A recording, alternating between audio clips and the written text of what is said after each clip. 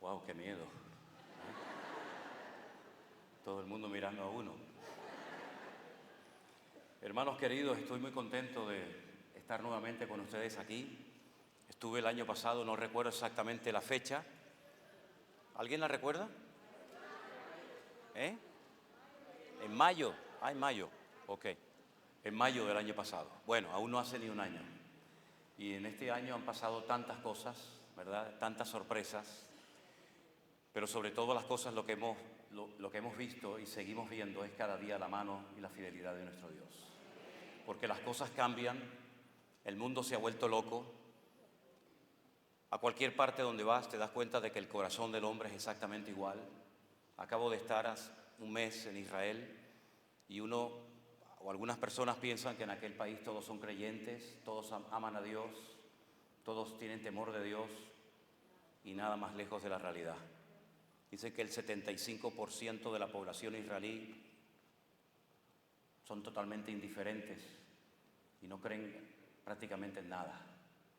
Hay un pequeño sector de la población que se conoce como los Haredim o como los ultraortodoxos, que son los que deberían de ser un ejemplo al país, a la nación, y lamentablemente muchas veces no lo son, sino más bien todo lo contrario.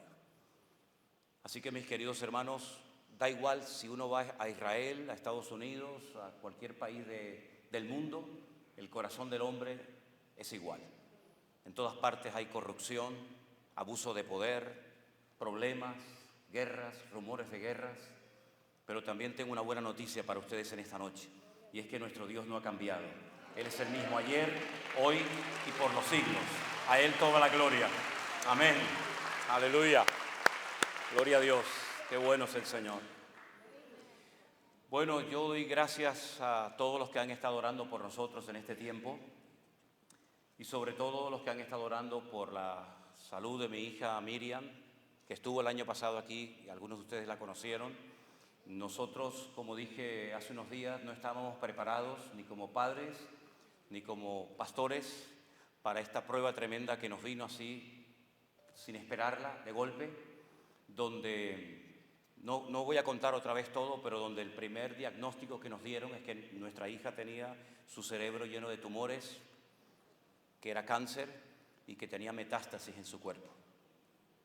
Cuando esta noticia nos llegó a nosotros, viendo la situación tremenda de nuestra hija, que era incapaz de leer, a veces de mantenerse de pie, sin tener ganas prácticamente de nada, ni de vivir, ni de hablar, ni de comer, sino solamente dormir, dormir y dormir, nosotros simplemente podíamos hacer una cosa, pero esa cosa es lo más importante de todo, y es orar, clamar al Señor, refugiarnos en Él, en su palabra y en sus promesas.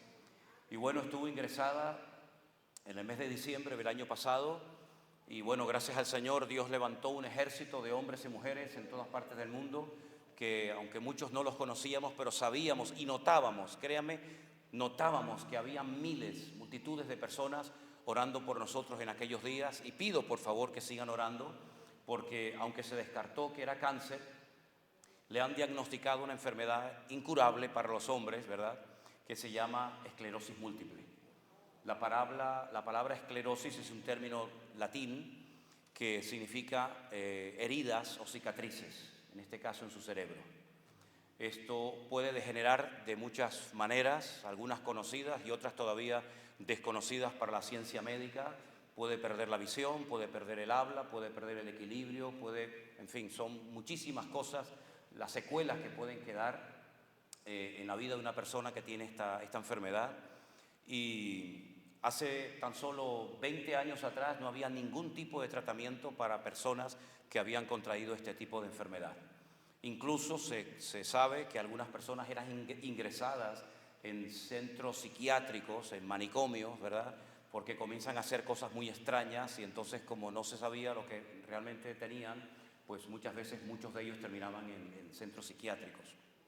Gracias a Dios, hace 20 años los médicos, los científicos comenzaron a investigar y a estudiar esta enfermedad, y han ido avanzando y descubriendo muchas cosas. Todavía quedan muchas lagunas y muchas cosas por descubrir, y en este momento hay más de 25 tratamientos diferentes para esta enfermedad.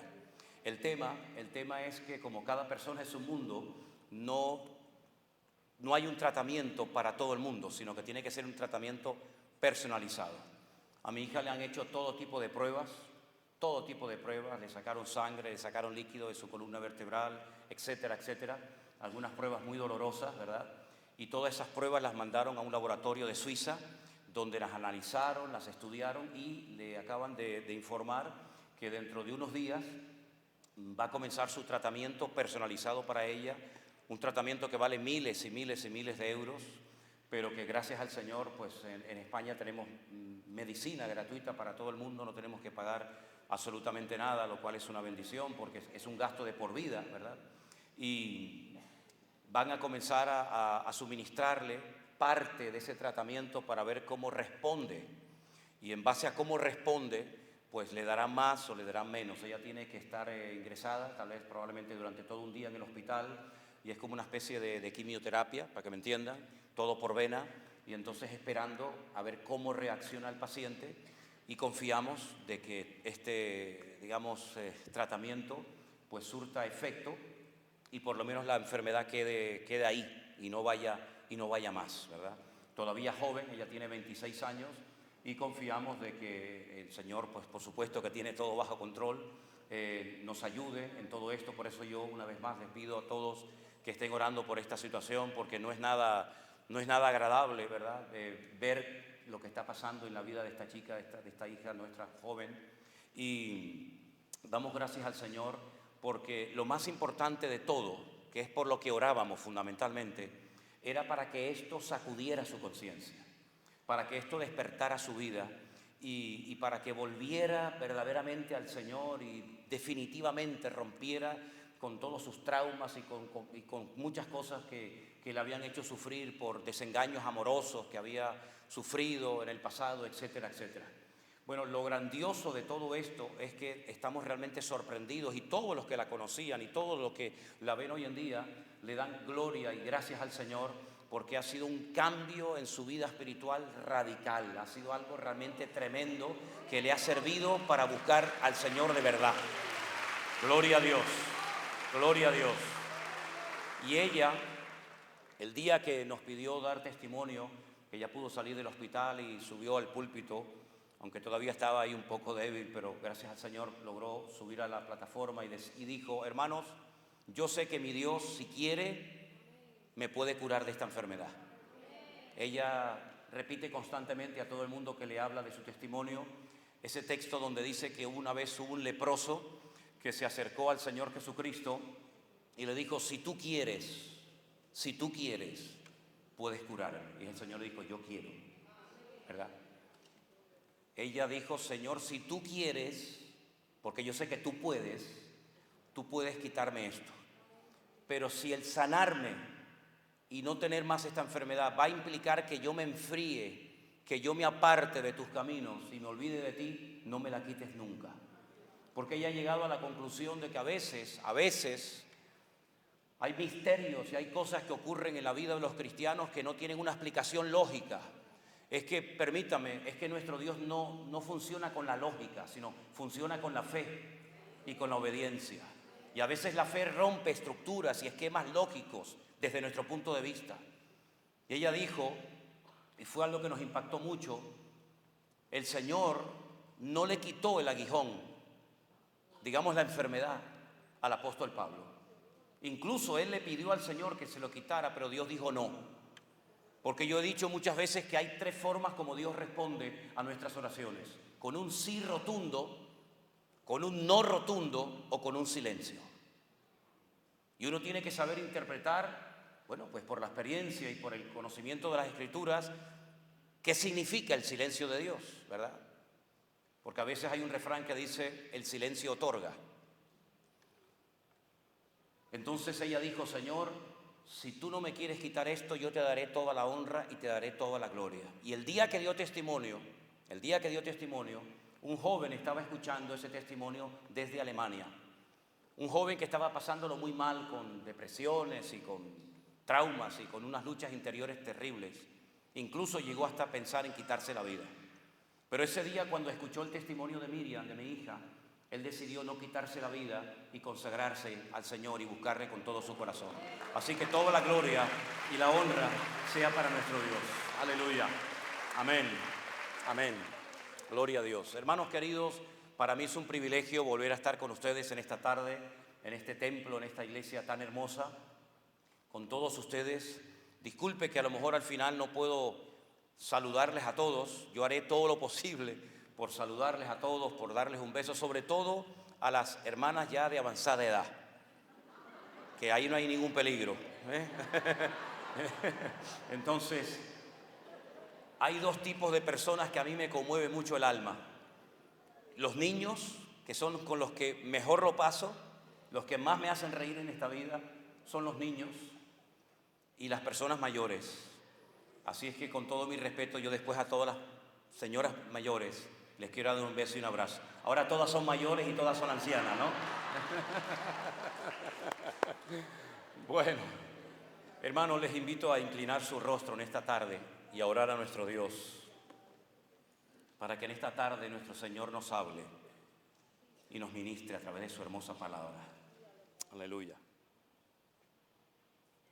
Yo le he pedido que cierre sus ojos, pero que abra su corazón y que abra su oído a lo que Dios tenga que decirnos en esta tarde. Y que Dios sea glorificado y que la palabra de nuestro Dios toque nuestras vidas. Aleluya. Estamos eternamente agradecidos, Señor. Gracias de todo corazón por tu misericordia, por tu fidelidad. Gracias por todo lo que nos das diariamente, Señor. Somos un pueblo tremendamente necesitado y por eso venimos humildemente ante tu altar, ante tu presencia, a pedirte que nos hables hoy a nuestras vidas a través de tu hermosa palabra. Creemos que tu palabra es viva y eficaz, es una espada que penetra y corta, aleluya, y que al mismo tiempo alimenta el alma hambrienta y sedienta. Pero por eso yo te pido, Padre mío, que tú en esta tarde hables a tu amada iglesia aquí presente y a los que están en sus hogares y van a ver después este culto. Háblanos, Señor, y que podamos decir: hoy nos habló el Señor, su Espíritu Santo, a través de su hermosa palabra. Ponemos este tiempo en tus hermosas manos, en el nombre de Jesús. Amén y amén. Quiero llevarles a un capítulo extraordinario, que es el capítulo 24 del Evangelio según San Mateo. Mientras van buscando esa porción bíblica, permítanme decirles que este capítulo lo tenemos gracias a una pregunta que 4 de los discípulos del Señor Jesucristo le hicieron al Maestro. Cuando ellos están saliendo del templo de Jerusalén, ellos le muestran al Señor las hermosuras del templo, lo orgullosos que estaban de su templo, que era en aquella época el centro religioso de la época, el centro religioso de la nación. Allí estaba en Jerusalén. Venían de todas partes del mundo a adorar a Dios 3 veces al año, a presentar sus ofrendas, a llevar sus diezmos y presentarse delante del rey. Y ellos le dicen al Señor: Señor, mira qué templo tan hermoso, tan lindo tenemos. Y el Señor les da una palabra que les conmovió el alma. Y la palabra fue tremenda. ¿Veis todo esto? Miradlo bien, porque no quedará piedra sobre piedra que no sea destruida. Esto ocurrió en lo que se llama el Monte Moriah, donde estaba el templo de Jerusalén.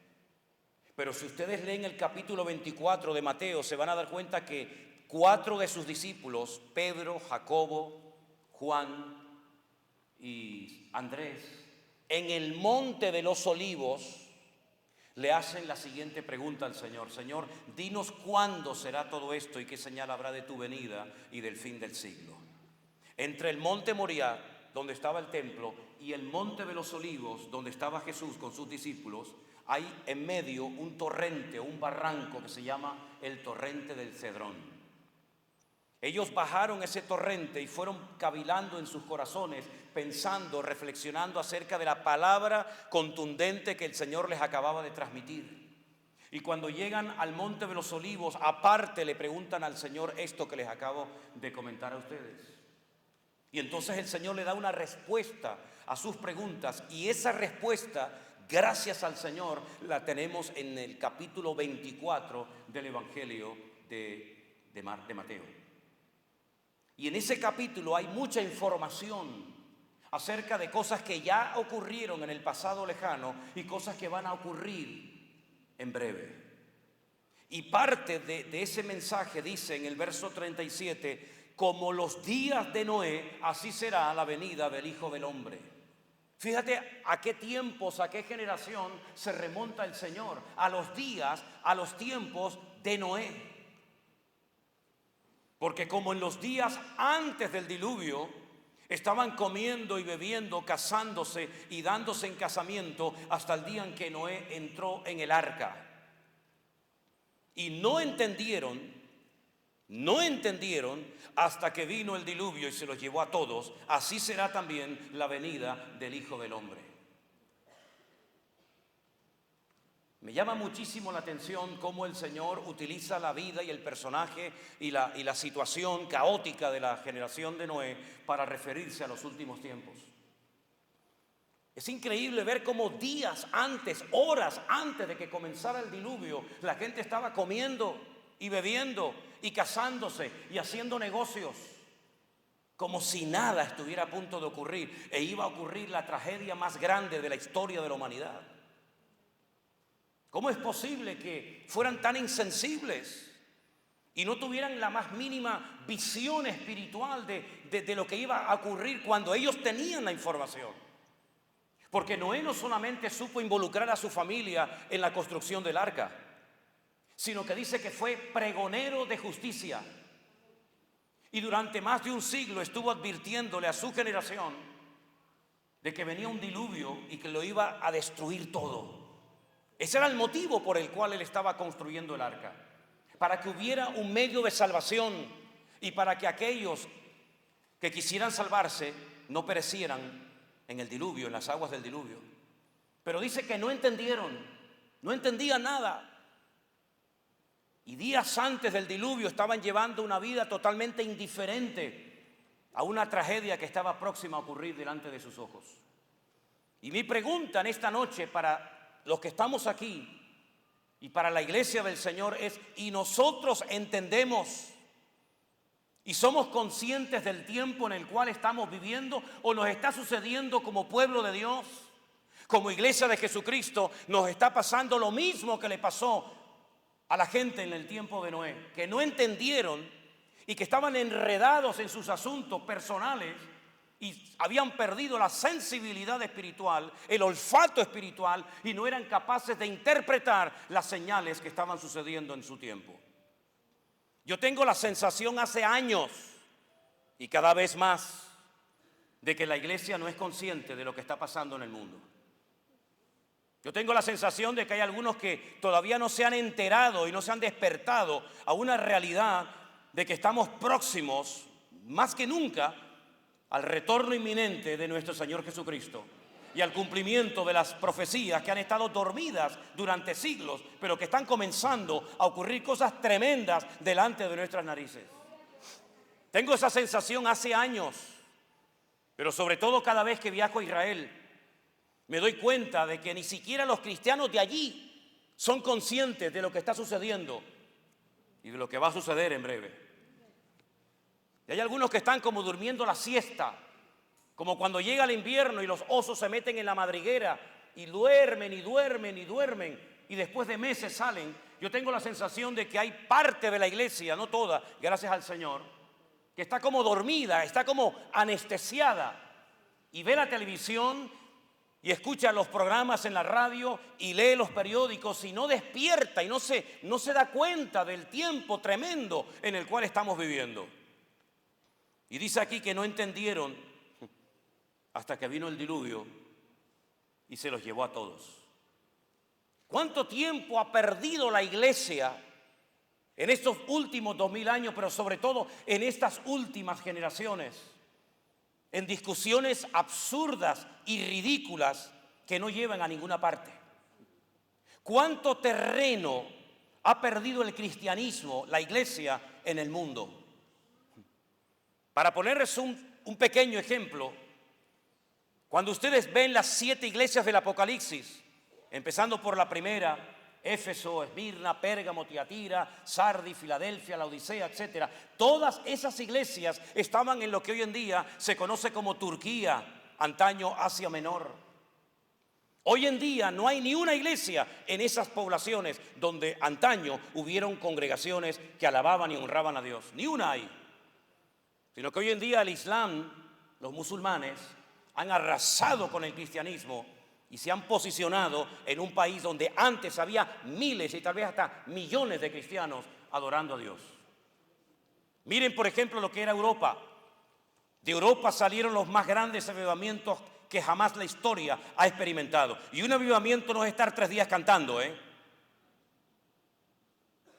Un avivamiento no es cantar y cantar y cantar y cantar. Eso está muy bien y ojalá en todas las ciudades y universidades y colegios del mundo estuvieran los jóvenes alabando al Señor. ¿Qué daría yo por ver eso en mi país? Pero un avivamiento es cuando la sociedad cambia. Un avivamiento es cuando el pecado retrocede. Un avivamiento es cuando se pone la bandera, la antorcha del evangelio y el diablo es avergonzado y entonces Cristo es levantado en alto en la sociedad y no dentro de un templo. Eso es un avivamiento. Y esos avivamientos los hubieron en Alemania, esos avivamientos los hubieron en Suiza, esos avivamientos los hubieron en Inglaterra, etcétera, etcétera.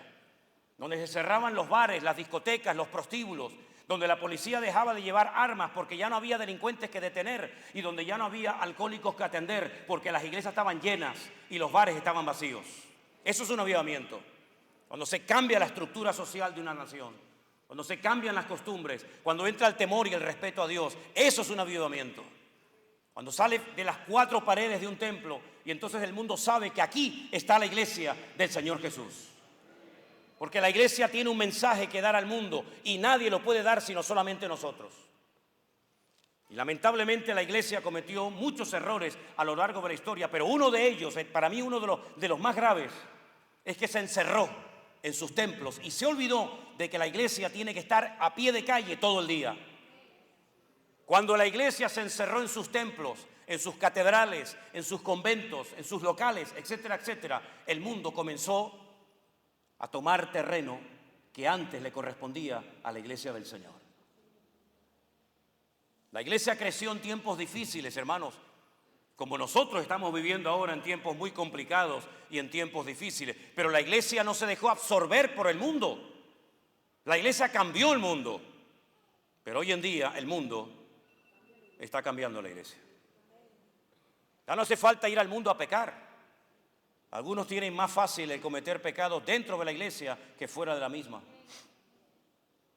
¿Cuánto tiempo ha perdido la iglesia en discusiones que no conducen a nada? Y mientras tanto nos hemos olvidado de transmitir el mensaje del evangelio y de cumplir con nuestro cometido y con el propósito y el llamado eterno que la iglesia ha recibido. Dice la Biblia que nosotros que antes no éramos pueblo de Dios, que estábamos ajenos de la ciudadanía de Israel, que no formamos parte de ese pacto nacional que Dios había hecho con ese pueblo, que estábamos totalmente ajenos y privados de todo. Dice que ahora, a través de la sangre de Cristo, a través de la muerte de Cristo en la cruz del Calvario, ahora somos pueblo de Dios, real sacerdocio, nación santa, pueblo adquirido por Dios. ¡Aleluya! ¿Pero para qué? ¿Para qué nos hemos convertido en pueblo? ¿Para qué nos hemos convertido en real sacerdocio? ¿Para qué nos hemos convertido en nación santa? Para anunciar las virtudes de aquel que os llamó de las tinieblas a su luz admirable. No es para cantar simplemente, sino para anunciar el evangelio. Ese es el gran cometido, la gran comisión de la iglesia. Y nos hemos olvidado. ¿Cuántas iglesias hoy en día están horas y horas y horas cantando como si fueran macroconciertos y la palabra brilla por su ausencia? Iglesias que se han establecido en muchas partes del mundo, por supuesto, incluido España, donde son simplemente conciertos donde se canta y se canta, pero allí no hay palabra, allí no hay una declaración en contra del pecado, allí no se llama a la gente al orden, allí no se le dice a la gente que hay que vivir decentemente y con orden, no, porque en cuanto tocas esos temas, la gente se marcha, porque la gente lo que busca es el relajo y la fiesta. Pero la santidad, el orden, la obediencia, el sometimiento, el amor, el respeto, el acatar la palabra de Dios sin cuestionamientos absurdos y ridículos, sin buscarle las cuatro patas al gato, brilla por su ausencia. Por eso, mis queridos hermanos, la iglesia está en crisis. Miren las familias de las iglesias hoy en día. Jamás ha habido tantos divorcios, tantos hijos criados en el evangelio que abandonan la iglesia como en esta última generación. Como decía hace unos días, ayer o antes de ayer, no recuerdo bien, estuve en un lugar a las afueras de Jerusalén que se llama Yad Shemona. Es una propiedad en una montaña que unos hermanos finlandeses compraron hace muchos años y han plantado muchos árboles y han construido cabañas de madera y hay un hotel y hay restaurantes y hay un auditorio muy bonito para retiros y campamentos de jóvenes. Y me llevaron a un retiro donde estaban jóvenes cristianos que estaban haciendo el servicio militar, estaban en el ejército. Saben ustedes que en Israel el ejército es obligatorio, los jóvenes, los varones tienen que ir 3 años y las mujeres, las chicas tienen que ir 2. Y hay muchos jóvenes que son cristianos, que son miembros de congregaciones, que van al ejército y ante la alarma de que el 80% de los que entraban al ejército nunca volvían a la iglesia al finalizar su estadía en el ejército, los pastores se despertaron y se dejaron de perder el tiempo en tonterías y se decidieron poner juntos y de vez en cuando hacen congresos, hacen convenciones, hacen reuniones para ayudar y fortalecer la fe de estos muchachos para que den un testimonio dentro y cuando salgan puedan seguir brillando para la gloria del Señor. Y esto me hacía pensar, yo digo, Señor, aquel muchacho llamado José lo llevan a Egipto, sin padres, sin familia, sin amigos, sin pastor, sin iglesia, sin nada. Pasa de la noche a la mañana de ser el niño amado y mimado de su padre a ser un esclavo en Egipto. Pero la palabra de Dios nos enseña que aunque parece que todo le salía mal, el Señor siempre estuvo con él. Y cuando pasan los años y sus hermanos van a Egipto, porque no les queda más remedio que bajar a Egipto para comprar alimentos, y él reconoce a sus hermanos, cuando él por fin se da a conocer a sus hermanos, él les dice, no tengan temor, porque no fueron ustedes los que me trajeron aquí, fue mi Dios el que utilizó vuestros celos, vuestra envidia para traerme aquí. ¿Cómo pudo guardar ese muchacho su corazón?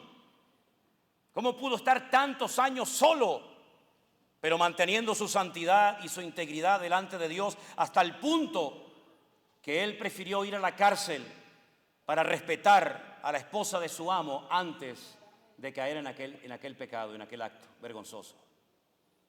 Y fíjense, por ejemplo, aquellos jóvenes que llevaron cautivos a Babilonia, que los castraron porque si tenían que vivir en el palacio tenían que ser eunucos toda su vida, que no podían tener descendencia, ni familia, ni nada, que les cambiaron el nombre, que los intentaron desprogramar, enseñándoles la cultura, la idiosincrasia, la religión, las costumbres de Babilonia, con otra religión, con otro idioma, sin iglesia, sin pastores, sin nada, pero se mantuvieron firmes porque desde el primer día que entraron a Babilonia, dice la Biblia que propusieron en su corazón agradar a Dios y no dejarse contaminar ni manipular sus vidas por nada ni por nadie. Y yo me pregunto, ¿dónde está esa gente hoy en día? ¿Dónde están esos jóvenes como José, como Daniel, como David y tantos? Que lo pongas donde lo pongas, da igual si lo pones en un lugar de inconverso, da igual si lo pones en un lugar sin iglesia, se mantienen firmes al Señor. ¿Qué le ha pasado a la iglesia de Dios? ¿Qué le ha pasado a los creyentes? Bueno, que la iglesia necesita un cambio urgente. En Europa se produjo una gran transformación de la iglesia hace siglos y conocemos ese movimiento como la Gran Reforma, pero yo creo que hace falta hacer una reforma de la reforma.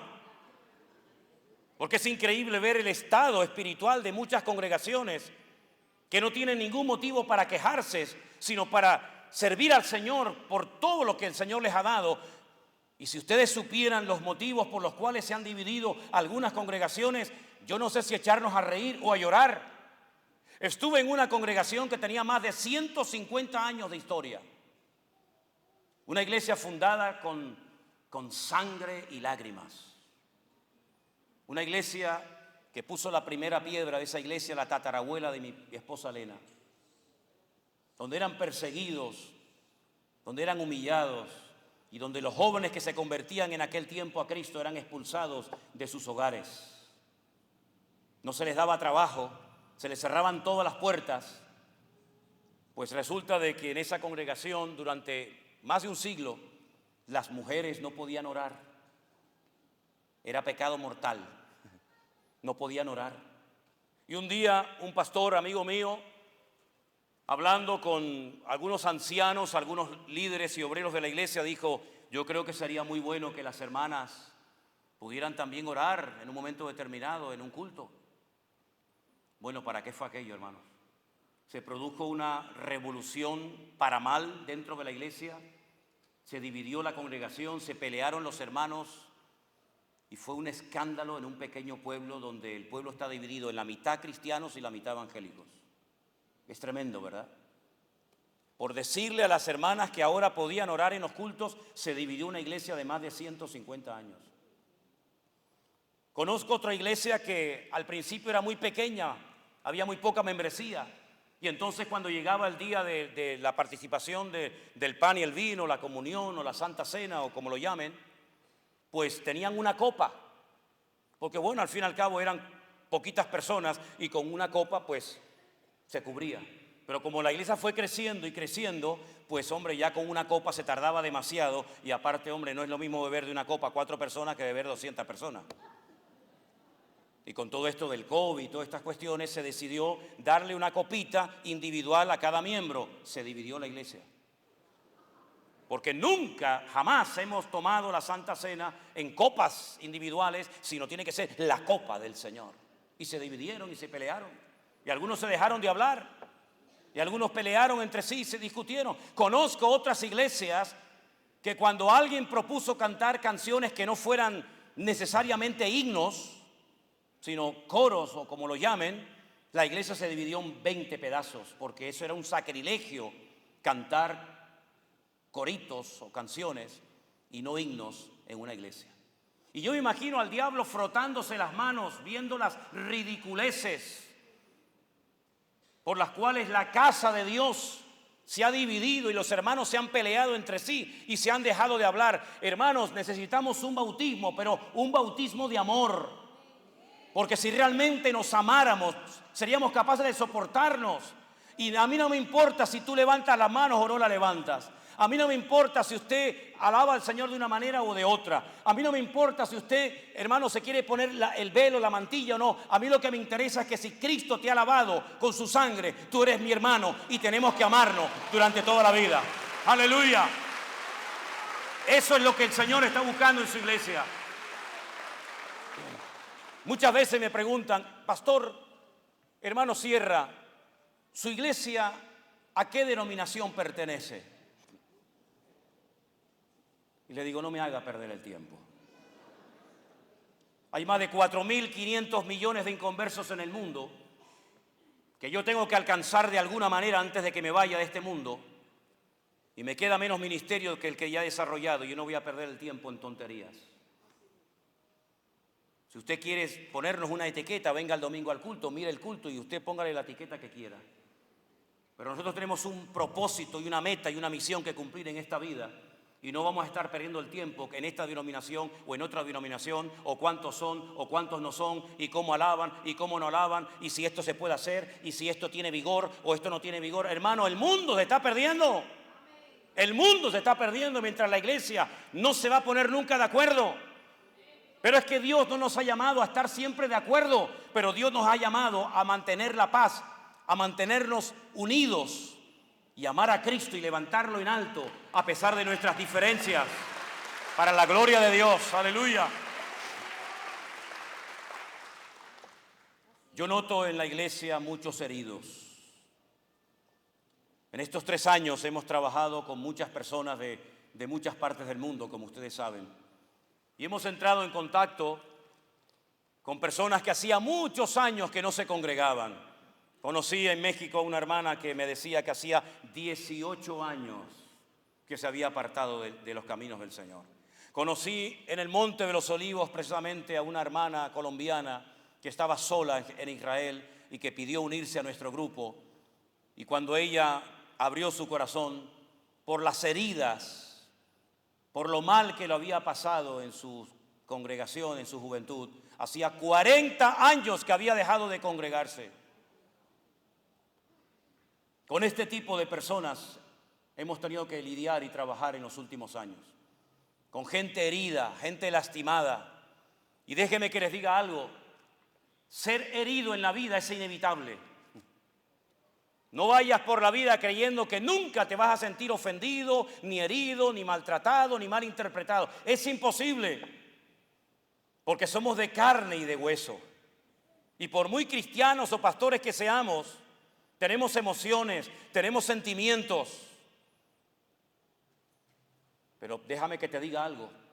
Cuando un soldado es herido en el campo de batalla, se le saca inmediatamente para tratarlo, para curarlo, para vendar sus heridas, para que se cicatricen cuanto antes, para que vuelva a estar otra vez en primera línea en el campo de batalla y vuelva a ser otra vez efectivo y eficaz. Y tú no vas a ser un cristiano, no vas a ser un ministerio efectivo en el reino de Dios, causando impacto en las filas del enemigo, si tu alma está herida. Porque hay heridas del alma que gente las lleva arrastrando durante años. Hay 37 enfermedades del alma mencionadas en la Biblia. El salmista le decía al Señor: saca mi alma de la cárcel para que pueda volver a alabar tu nombre. ¿Cuánta gente ha sido herida por cristianos, por ministros, por esos que se llaman hijos o hijas de Dios? Y te vuelvo a repetir, en algunos casos es inevitable. Pero lo que sí puedes hacer es que esa herida cicatrice y no te condicione tu vida. Porque tu pasado nunca lo vas a poder arreglar, pero sí puedes echar a perder tu presente y tu futuro. Deja que el Señor sane tus heridas en esta noche, mi querido hermano y hermana. Para que con esas heridas, cuando estén cicatrizadas, se las puedas enseñar como Cristo enseñó también sus heridas. Y le dijo a sus discípulos: mirad mis manos y mis pies. En otras palabras, las heridas son las medallas donde vemos la mano y la manifestación y la misericordia de nuestro Dios. Y dice la Biblia que Él nos consuela en todas y en cada una de nuestras tribulaciones, para que con la consolación con la que hemos sido consolados en Cristo Jesús, después podamos consolar a aquellos que están pasando por cualquier tribulación. Es decir, si tú has sido herido y lastimado, por ahí el Señor te va a abrir puertas para que tú puedas ministrar y ayudar y bendecir y entender sobre todo a gente que está pasando por lo mismo o parecido a lo que tú has pasado. Así que no te quejes, porque cuanto más te quejes, más se abre la herida. No le eches la culpa ni a Dios, ni al diablo, ni al pastor, ni a la iglesia. No, olvídate de eso. Hay cosas que nunca vas a entender. Jamás ningún pastor te dará respuestas a tus interrogantes o a tus preguntas, pero solamente te digo algo: si a ti te han herido, si a ti te han humillado, si a ti te han maltratado, conozco a alguien que lo maltrataron, lo hirieron mucho más que a ti, y fue mi Señor Jesucristo, el Rey de Reyes y el Señor de los Señores. Fuertes aplausos a Él. ¡Aleluya! ¡Gloria a Dios! ¡Gloria a Dios! Miren, sobre todo en la década de los años 60, se enfatizó mucho el evangelismo a nivel de masas. Todos tenemos en mente al doctor Billy Graham, aquel hombre que fue tremendamente utilizado, y tantos hombres de Dios que el Señor levantó antaño. Pero ¿saben una cosa, mis queridos hermanos? Si bien es cierto que es importantísimo y de vital importancia evangelizar, Hay un ministerio que se ha perdido en la casa de Dios y es el de restaurar al que ha caído. Muchas iglesias no saben restaurar al que ha caído y tropezado. Yo creo que hoy en día a David no lo invitarían a muchas congregaciones. Imagínense que yo fuera pastor de esta iglesia y dijera: el próximo domingo vamos a tener una visita especial. Vamos a tener a un gran cantante, un gran adorador, un hombre que ha compuesto salmos, un hombre que ha peleado contra gigantes y los ha vencido a todos, un hombre que ha matado osos y leones. Pero tengo que decirles algo, hermanos, no se me asusten. Es un hombre que se acostó con la vecina y mató al marido.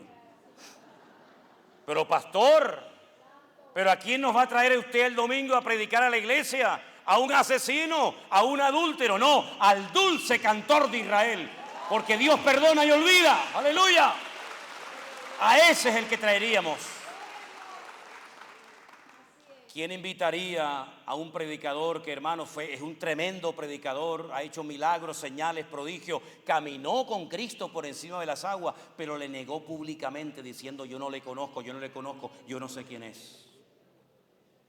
¿Quién invitaría a predicar a un hombre que dudó y dijo públicamente: si no meto mis manos en su costado, no creo? Queridos hermanos, gracias a Dios que nosotros no vivimos en los tiempos bíblicos. Porque a lo mejor en vez de haber hablado del pecado de David, la Biblia hablaría del pecado de José Manuel Sierra. Y en vez de haber hablado de Pedro que negó al Señor, a lo mejor ahí estaría tu nombre. O vete tú a saber, hasta el mío. Es decir, qué fácil es decir: es que mira lo que hizo. Pero mira, cuando el hijo pródigo regresó a la casa, el padre hizo fiesta. No lo puso de cara a la pared, castigado 20 años, sino que mató el becerro gordo. Pero había otro en la casa que dijo: ¿qué es lo que pasa? Porque no estaba acostumbrado a gozarse. Mira, el que no sabe gozarse con uno mismo no se goza en el gozo de los demás. Y tuvo que salir al padre y decirle: ¿pero qué te pasa? Tu hermano ha venido. Y él decía: no, tu hijo no, tu hermano ha venido, el que estaba muerto y ha revivido. Y es necesario tirar la casa por la ventana y hacer fiesta, porque gloria a Dios, ha vuelto arrepentido, en un genuino arrepentimiento, diciendo: he pecado contra el cielo y contra ti, no soy digno de ser llamado tu hijo. Pero él no sabía lo que era la restauración del herido. Pero sin embargo, él estaba más herido que aquel que se fue, porque era un resentido y un amargado. ¿Y cuánta gente en la iglesia se gozan cuando cuentan con ellos, pero se ponen nerviosos y celosos cuando el Señor levanta a otro que a lo mejor lo usa más que a ti? Yo sé que ustedes aquí están en otro nivel espiritual. Yo sé que estas cosas ustedes dicen: yo no sé este hombre de qué nos está hablando esta noche. Este hombre viene de Europa. Pero el corazón del hombre es igual entre los pentecostales, los bautistas, los metodistas, los anglicanos. En todo el mundo se cuecen habas, decimos en España. Y tenemos que levantar el ministerio de restauración en la iglesia. Porque hoy cae él, pero mañana puedes caer tú. Y en la casa de Dios, el herido tiene que tener las puertas abiertas si viene realmente arrepentido a los pies de Cristo. Creo que también en la iglesia algo que nos ha hecho mucho daño y nos ha hecho perder mucho tiempo son las divisiones internas. Las que no se ven, pero están. Porque cuando se produce una división y unos se van por un lado y otros se van por otro, eso es notorio y evidente. Pero hay otras divisiones que no se ven, pero que son tremendamente peligrosas y que debilitan la estabilidad de la iglesia y le roban potencial y le roban bendición. Y son esas divisiones como las que se producían en la iglesia de Corinto, donde el apóstol Pablo, cuando es informado por la familia de Cloé y le dice: en parte me creo lo que me están diciendo, dice que algunos decían: yo soy de Pablo, yo soy de Apolos, yo soy de Cefa, y poquitos soy yo soy de Cristo. Y Pablo dice: eso es una actitud carnal, infantil, inmadura, muchos dones, muchas manifestaciones carismáticas, pero a la hora de la verdad esto no funciona. ¿Es que acaso Cristo está dividido? ¿Quién es Pablo? ¿Quién es Apolos? Si el crecimiento quien lo ha dado no es este ni el otro, sino ha sido Dios, y nadie puede poner otro fundamento que el que está puesto. A Pablo no le hizo ninguna gracia esa noticia, todo lo contrario. Los llamó carnales, les dijo: os di a beber leche y no alimento sólido, porque aún no sois capaces todavía de recibir instrucción profunda por vuestra actitud de inmadurez y vuestra actitud de niños malcriados. Por lo tanto, mis queridos hermanos, la pregunta que todos debemos de hacernos en este momento: ¿qué necesita la iglesia en el día de hoy? ¿Qué papel juega mi vida dentro de mi respectiva congregación virtual, presencial o de la índole que sea? Miren, hermanos, ha llegado el momento de tomarnos muy en serio nuestra vida cristiana delante del Señor. Una cosa es nacer y haberte criado en la iglesia, y otra cosa muy diferente es que tú verdaderamente hayas nacido de nuevo. Y yo he llegado a la conclusión, después de más de 41 años de ministerio, que muchas de las cosas que ocurren en las vidas de los supuestos creyentes suceden no tanto por el hecho de la carnalidad o la falta de madurez o de desarrollo espiritual, sino que suceden fundamentalmente porque hay mucha gente que creemos que son, pero no son. No son verdaderamente gente que ha nacido de nuevo, que ha tenido un encuentro, una experiencia personal con Cristo. No han nacido de nuevo, porque el que nace de nuevo no practica el pecado. No ha conocido a Dios, dice la Biblia, que el que practica el pecado no puede decir que es un hijo de Dios, porque el que dice que cree en Él tiene que andar como Él anduvo. Por consiguiente, cuando el Señor dijo aquello de por sus frutos los conoceréis, no demos por hecho de que el niño que se crió en la escuela dominical y asistió a todos los retiros y campamentos de la iglesia, ya damos por hecho de que el muchacho o la muchacha es cristiana. Cuidado con eso, porque puede ser que tengamos en la iglesia más inconversos que cristianos. Lo que pasa es que saben aparentar, saben imitar la conducta de un cristiano y parecen que son, pero como dijo Juan, algunos salieron de nosotros, pero nunca fueron de nosotros. Así que yo creo que sería bueno comenzar a preguntarnos, ir uno por uno de los miembros de la iglesia, los niños, los jóvenes, los adolescentes, las familias: ¿usted verdaderamente ha entendido el evangelio y ha nacido de nuevo? Porque hay gente que conoce la palabra de Dios, pero no conocen al Dios de la palabra. Porque hay gente que conoce la liturgia, la dinámica de la iglesia, pero no conocen verdaderamente al Señor de la iglesia.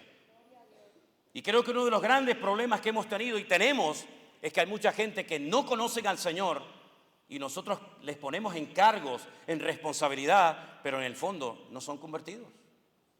Por eso actúan como actúan, por eso hablan como hablan, por eso hacen lo que hacen, porque no tienen temor de Dios en sus vidas.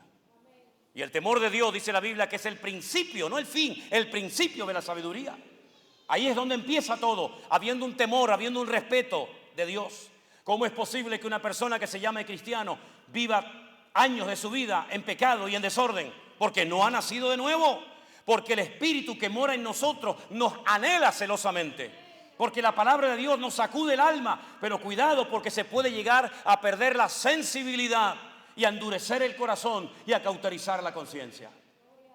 Pero doy gracias al Señor de que hay algo que siempre funciona. ¿Saben lo que es? Por supuesto, podríamos mencionar la oración y todo eso, pero hay algo que se llama el perdón. El perdón. Es como una especie de varita, ¿no? Que todo lo cambia. Cuando dos hermanos que se dejaron de hablar, cuando dos pastores que ya no se hablan entre ellos, cuando dos congregaciones que se distanciaron, cuando ese hermano que viene por una calle, tú te cruzas a la otra para no encontrarte con él o con ella, cuando se produce el perdón, eso trae una libertad, eso trae una paz y un respaldo de Dios increíble. Durante más de 22 años, dos hermanos no se hablaron. Uno de ellos había dicho: te voy a matar en cuanto tenga la oportunidad de hacerlo. No pudo hacerlo porque se fue lejos, pero siempre tuvo esa obsesión en su cabeza: mataré a mi hermano por lo que me hizo, mataré a mi hermano por todo lo que me engañó. Pero llegó un momento en el que se encontraron los hermanos gemelos, Jacob y Esaú, y la Biblia dice que se abrazaron, se perdonaron, es decir, se reconciliaron el uno con el otro. y se produjo una restauración de relaciones deterioradas y vino la paz a las vidas de ambos. Allí había un chiquitito llamado José que no había visto nunca en su vida al tío Esaú, y cuando vio cómo él se besaba con su tío y se abrazaban y se pedían perdón y ambos lloraron, años más tarde ese niño, cuando es despreciado por sus hermanos, él recuerda aquella escena que vio de niño, que vivió cuando era pequeño, y entonces él es capaz de perdonar a sus hermanos, porque el perdón no se aprende leyendo un libro, el perdón se aprende practicándolo en la casa del Señor. Aleluya. Amén. Así es.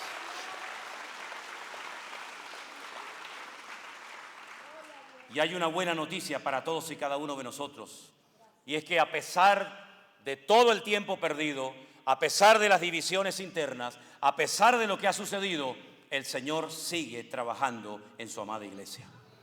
Dios está levantando un remanente en todas partes del mundo de gente fiel, de gente que va en serio, de gente que quiere vivir en santidad, en orden, de gente que no quiere levantarse a sí mismo, sino que quiere levantar en alto el nombre de Cristo para que lo miren a Él y no te miren a ti.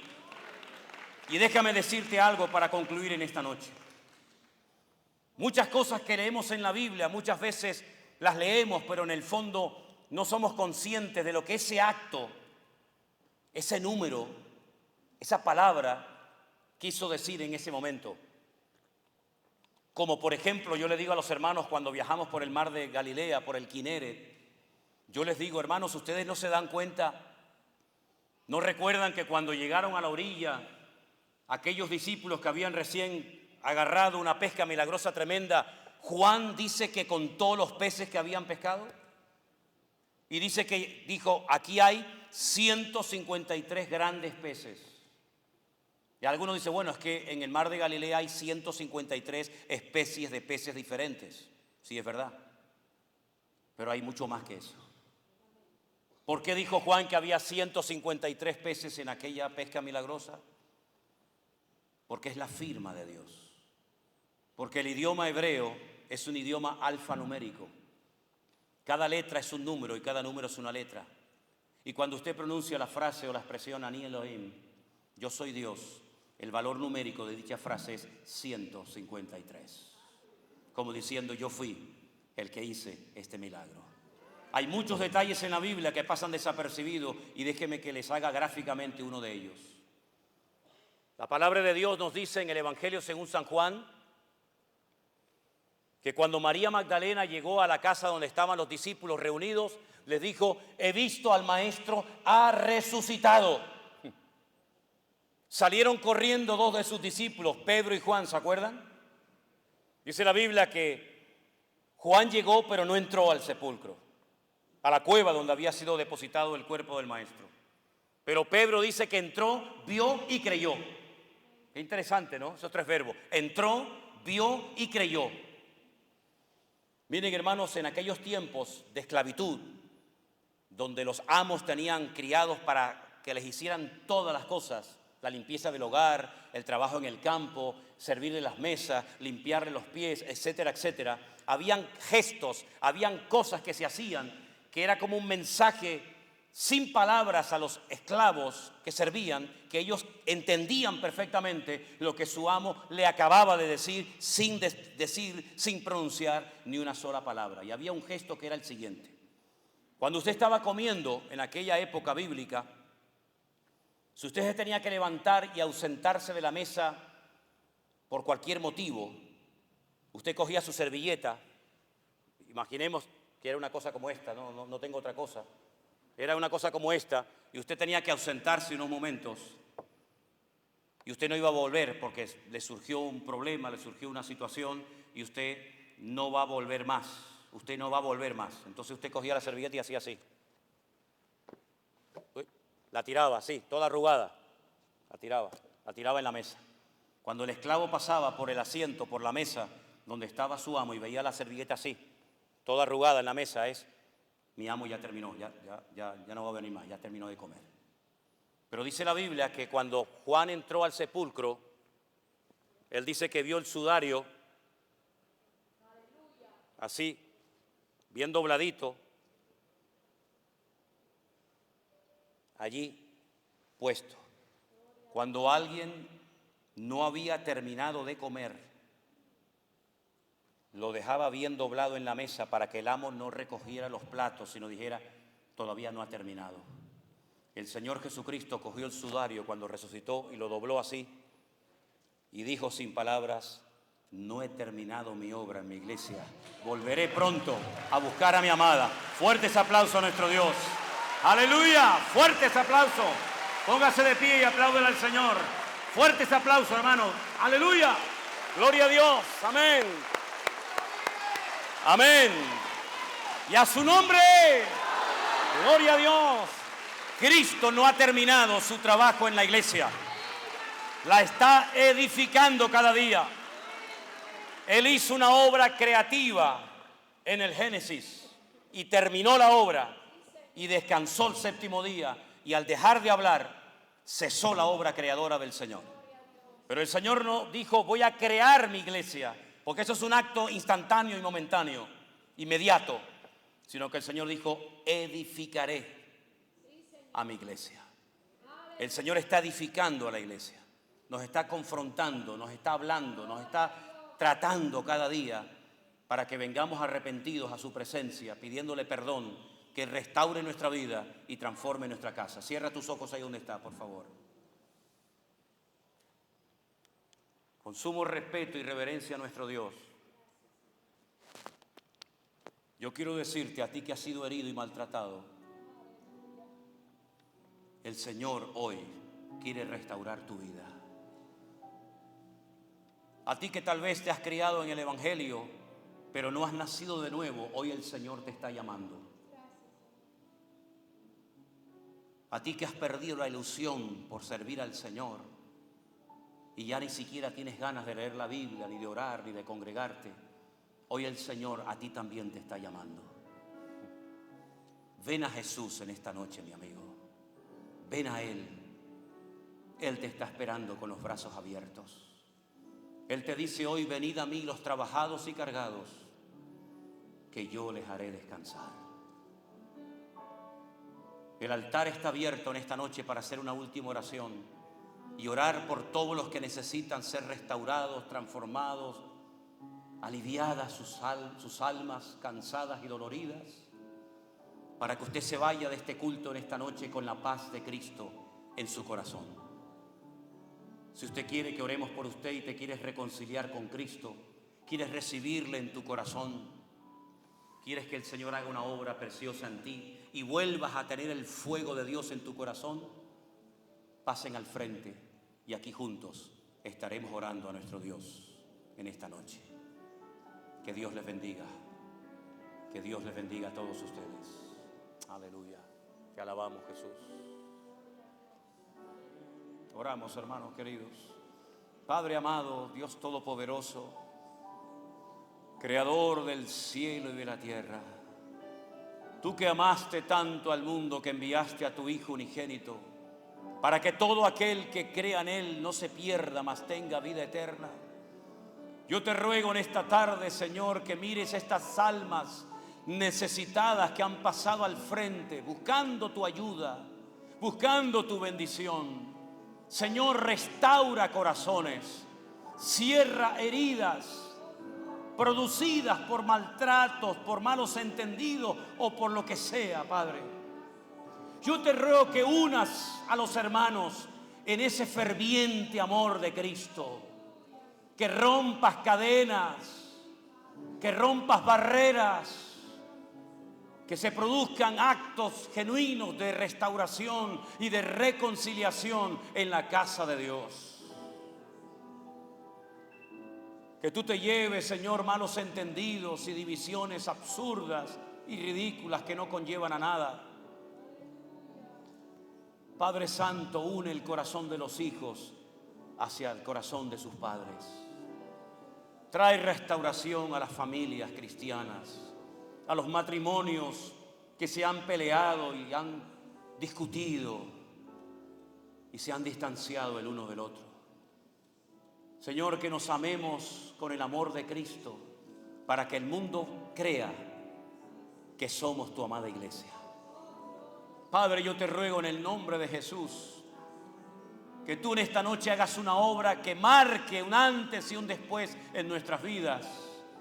Y que no le demos ocasión al diablo bajo ningún concepto, sino que podamos mantenernos unidos y cumplir con nuestro cometido, cumplir con nuestro llamado y llevar tu palabra hasta el último rincón de este mundo, Señor.